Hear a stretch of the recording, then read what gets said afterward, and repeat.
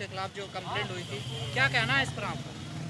ये उम्मीद थी कि इस प्रकार से होगा, लेकिन इतनी जल्दी होगा ये उम्मीद नहीं थी। मुझे लग रहा था कि केजरीवाल अभी सोचेंगे, इस्तीफा लिया जाए ना लिया जाए, 2-4 दिन में मामला अपने आप ठंडा हो जाएगा, लेकिन वैसा कुछ हुआ नहीं।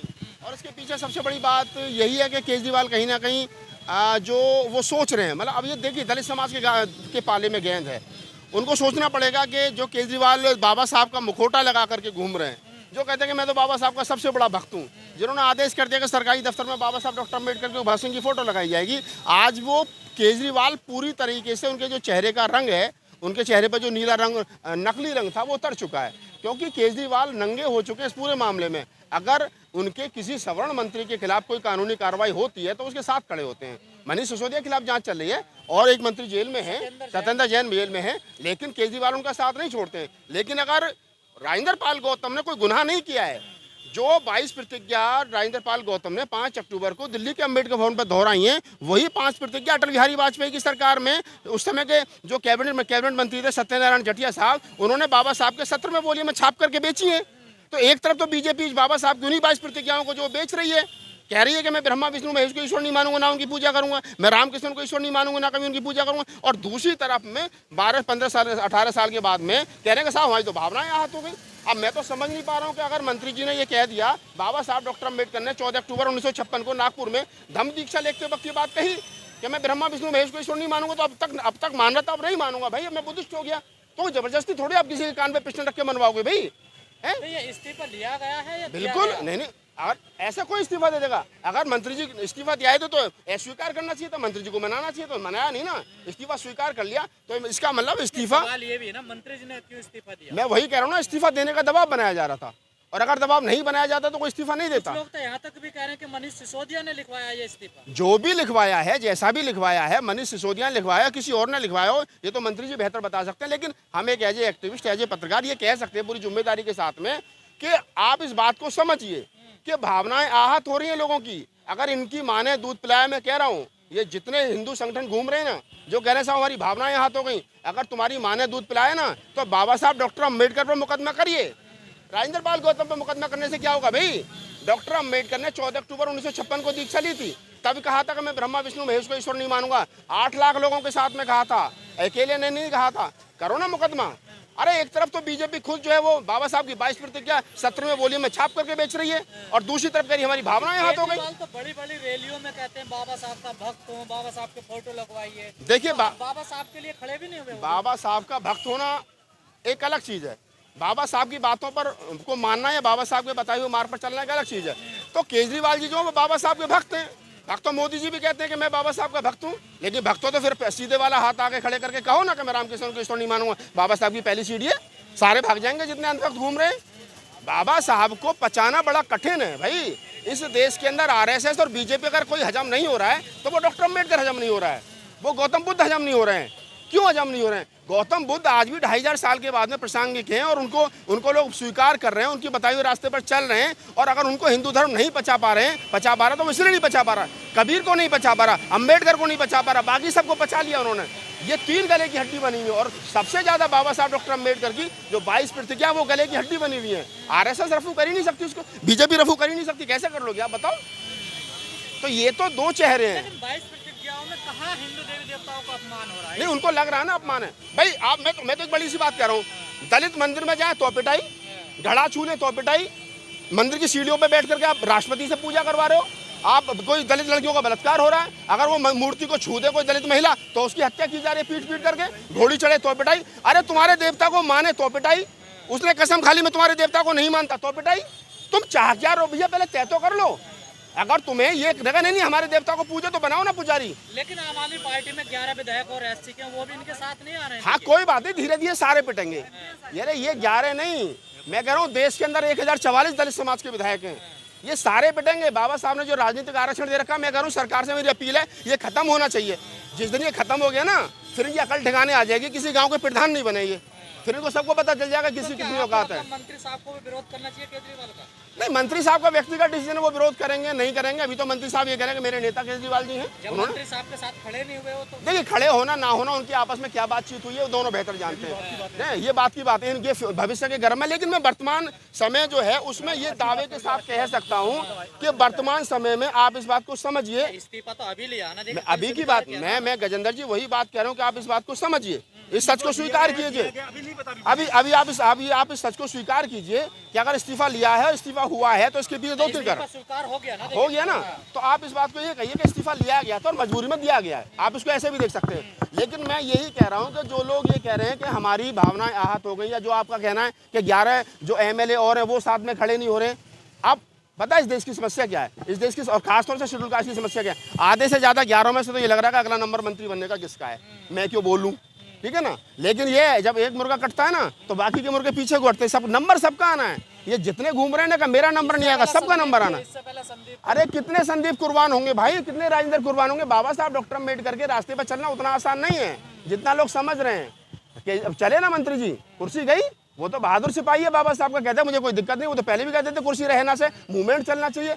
तो मैं हमेशा से एक बात कहता हूं कि ये फूले अम्बेडकरी आंदोलन जिंदा रहना चाहिए। अगर आंदोलन जिंदा रहेगा तो हम 1000 राजेंद्र पाल पैदा कर लेंगे, 1000 मायावती पैदा कर लेंगे, 1000 दूसरे पैदा कर लेंगे। लेकिन अगर मूवमेंट मर गया ना तो हम एक भी पैदा नहीं कर पाएंगे। जरूरत है वर्तमान समय में जो देश के अंदर राजनीति हो रही है, ऐसे दौर में फूले अम्बेडकरी आंदोलन को बचाए रखना, अम्बेडकर के मूवमेंट को बचाए रखना, ये महत्वपूर्ण है।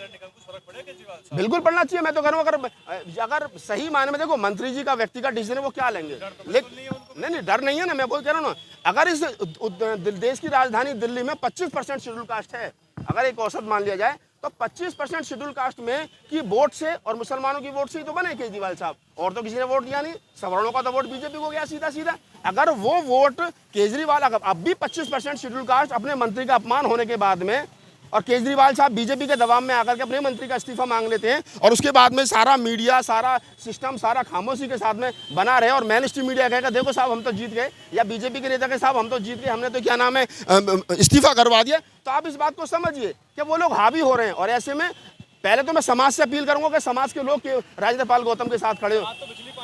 नहीं, बिजली पानी यार नहीं चाहिए, बिजली पानी भाई मैं कह रहा हूँ, मैं वही कह रहा हूँ। आज यहाँ पर मैं कह रहा हूँ कि राजेंद्र पाल गौतम जी का क्या रहेगा अगला कदम, वो बताएंगे। लेकिन मैं व्यक्तिगत रूप में कह सकता हूँ, मेरे साथी रहे, हम समता शहीद दल में साथ साथ काम करते थे हमारे तमाम लोग, तो मैं उनको जितना जानता हूँ आगे बेहतर होगा।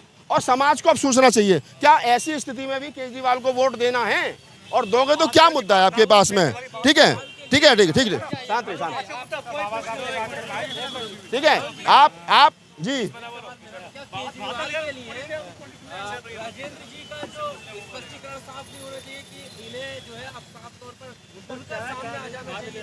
नहीं बिल्कुल, मैं तो देखिए मैं जितना समझ रहा हूँ मैं वही समझ रहा हूँ ना कि अब राजेंद्र पाल गौतम को जिस प्रकार से उन्होंने कहा है कि मेरी पार्टी को और मेरे नेता को बदनाम करने की कोशिश की जा रही है, और मेरे समाज के ऊपर जो शोषण अत्याचार हो इसलिए मैं इस्तीफा दे रहा हूँ, तो अच्छी बात है इस्तीफा दिया उन्होंने समाज के दुख दर्द को समझ के और अपनी पार्टी को बचाने के लिए।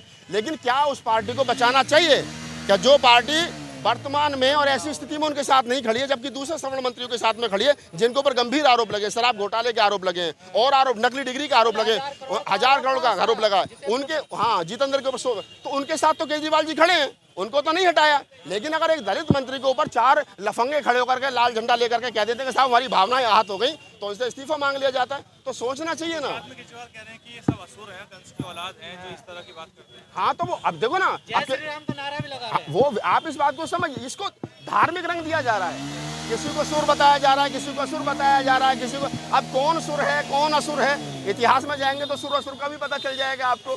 तो कौन कंस की औलाद है कौन कंस की औलाद नहीं है, वो बहुत सारी चीजें हैं, अगर इस पर डिबेट करेंगे तो लंबी हो जाएगी। लेकिन मेरा सिर्फ तो आपको नहीं लगता आप दलितों को विचार करना चाहिए दिल्ली?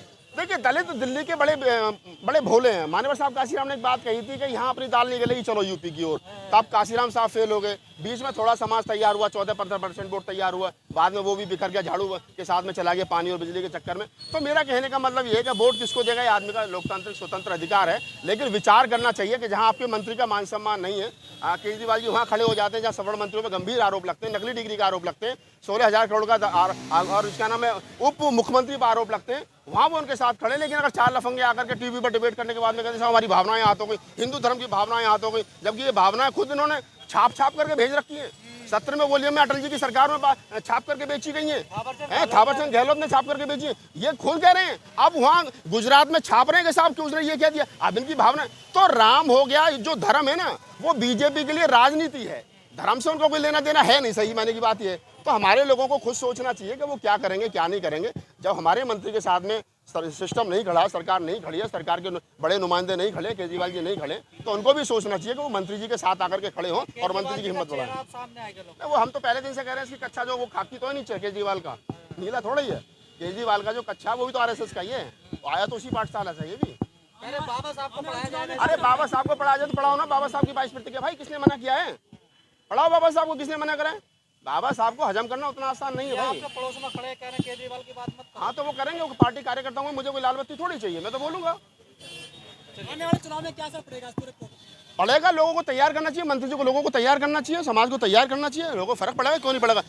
अगर दिल्ली के 25% शेड्यूल कास्ट और पंजाब के 33% शेड्यूल कास्ट भी तो अगर केजरीवाल को नहीं दिख रहे तो फिर ये बड़ी बात है, तुम्हारी अनदेखी हो रही है। अगर दिखाई देते तो ऐसा होता। हाँ तो मैं कह रहा हूँ ना, ताकत दिखाओ ना भैया, कब तक पिछलग्गू बने रहोगे? ये वही समाज है कि 2 अप्रैल को लठ लेकर के निकला था, एक दिन में क्रांति ला दी थी।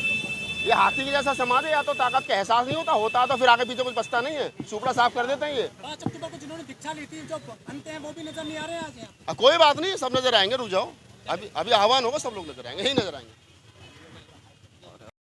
बहुत ज़्यादा धक्का मुक्की का माहौल है और चारों तरफ कैमरे ही कैमरे हैं। आप देखेंगे कि किस प्रकार से मंत्री जी को पूरा जो है मेन स्ट्रीम मीडिया हो चाहे सोशल मीडिया हो, सब ने चारों तरफ से घेर लिया है और हर चैनल की उत्सुकता है कि वो क्या कह रहे हैं और वो सुना जाए। लेकिन बात लोग पहुंच नहीं पा रहे हैं, अपनी अपनी सबकी व्यस्तता है। इसके खिलाफ तो जाएंगे अगर हमारे ऊपर कुछ एट्रोसिटी हो रही है। देखिए शेड्यूल SC/ST एट्रोसिटीज एक्ट में भी आप किसी को मैलिशियस उसमें डिटेन करके रखते हैं, मैलिशियसली डिटेन करके रखते हैं, तो वो भी उन ऑफिसर्स के खिलाफ भी FIR दर्ज हो सकती है। और कई सारी हमारे पास रेमेडीज़ हैं कि अगर ये रजतपाल गौतम मंत्री जी भी खुद एडवोकेट हैं, 30 जारी में वो बैठा करते थे और अभी भी वो एडवोकेट हैं और जरूर जाएंगे। सेंट्रल गवर्नमेंट की प्रतियां लेके गए आप लोग, क्या कहा, उस पर कोई बात हुई क्या? जो देखिए 22 प्रतिज्ञाओं की बात आप सब लोग जान रहे हैं। 22 प्रतिज्ञाएं सेंट्रल गवर्नमेंट के रिकॉर्ड में है, सेंट्रल गवर्नमेंट ने इस साल छापी है। ये सेंट्रल गवर्नमेंट की छापी हुई ये सारे डॉक्यूमेंट्स हैं, उसको पढ़ा है दोबारा से और डॉक्टर BR अम्बेडकर ऑलरेडी कह चुके हैं। उस पर बात हुई क्या अंदर? बिल्कुल उस पर क्या बात हुई कि मतलब यही तो पूछा ना कि क्या वो ठीक है या गलत। हाँ जी बिल्कुल, वो तो सेंट्रल गवर्नमेंट का, हम अपनी तरफ से कुछ नहीं बोल रहे हैं, मंत्री जी ने अपनी तरफ से कुछ नहीं बोला है। तो ये अंदर में